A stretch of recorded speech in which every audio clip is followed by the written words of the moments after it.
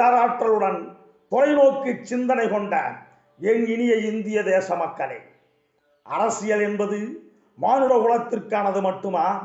அனைத்து ஜீவன்களுக்கும் இந்த இயற்கையின் பாதுகாப்பிற்கும் உட்பட்டதுதான் என்பதை மனதில் ஆழமானதாக பதிவு செய்து கொள்ள வேண்டும்.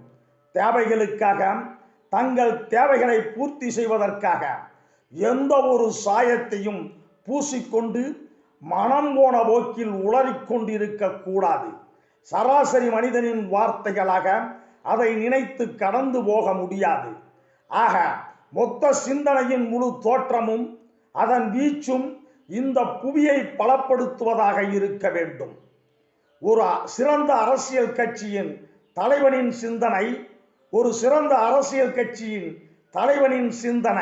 எக்காலத்திற்கும் போற்றக்கூடியதாகவும் அனைவராலும் பின்பற்றக்கூடியதாகவும் நிலைத்து எந்த மாற்றங்களுக்கும் சிதையாமல் உயிர்ப்புடன் செயலாற்றக்கூடியதாக இருக்க வேண்டும்.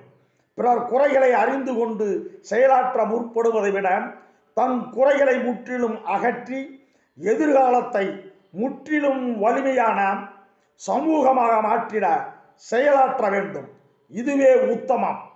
மகாத்மா காந்திஜியின் அகிம்சை அறவழியில் வாழ்க வையகம், வாழ்க வளமுடன்.